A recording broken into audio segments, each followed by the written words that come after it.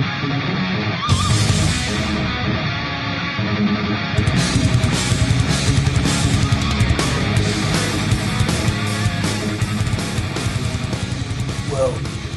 the story starts before the No Talent Ass Clowns. Because, like my first band was the Factory Sealed Fornicators.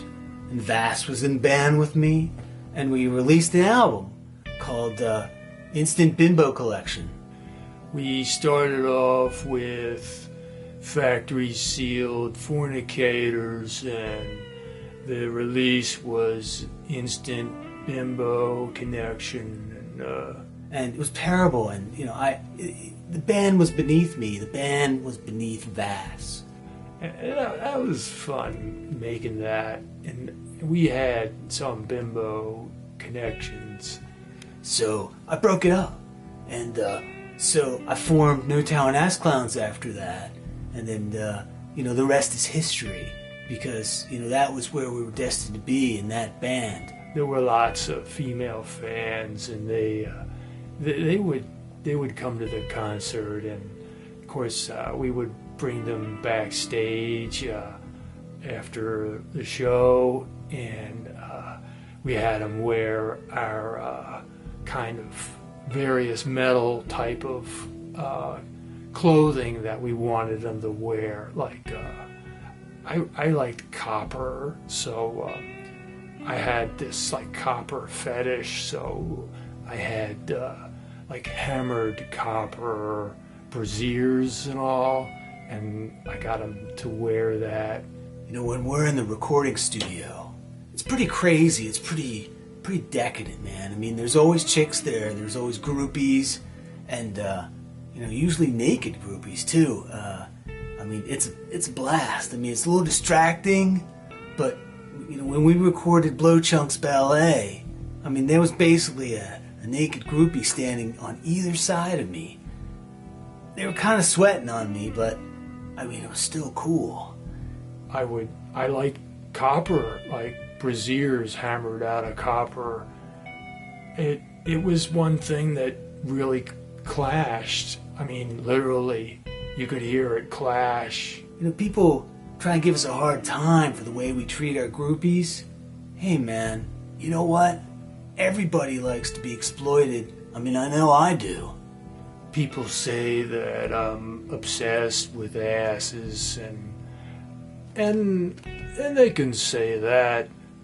He's got like this thing called the Avenue of Ass, and it's just a bunch of photos of asses. I mean, I like asses as much as anybody, but Vas takes it a little too far. Where I live in Rectal Hall, there's a driveway with the two big ponds, and you kind of go right up the cracked middle to get to my house. And I've been to Rectal Hall, and it's kind of scary. I try not to go there because I don't know, it gives me the creeps.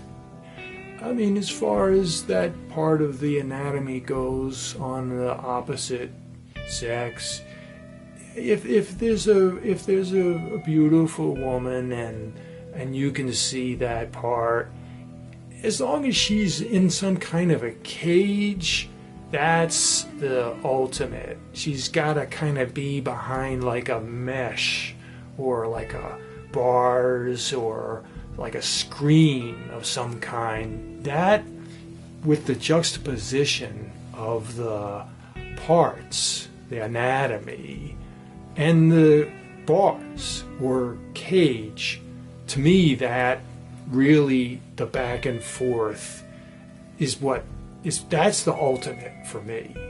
So, I mean, we faked our own deaths. I mean, everybody's done that. I mean, yeah, we crashed the tour blimp. We paid some guys to crash the blimp. They knew they were probably going to get killed, and they were.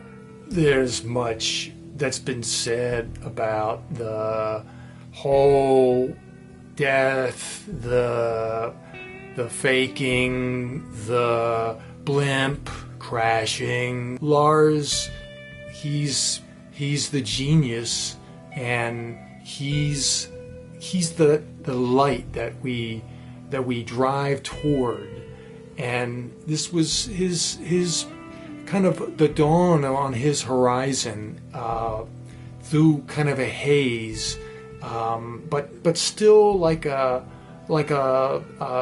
sky with the sun that's kind of frosted, sort of.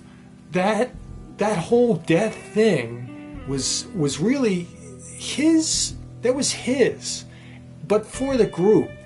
In the end, we survived, and it didn't kill us. Rock Wasteland interviewed me recently, and they asked me, was I ever going to retire? And no, I'm never going to retire.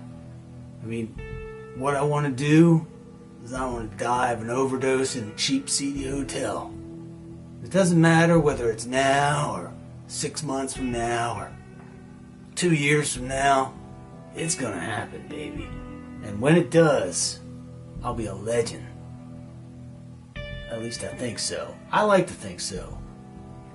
Cheap, seedy hotel. That's where I'm going to check out. And a lot of people will tell you that's exactly the way I should check out.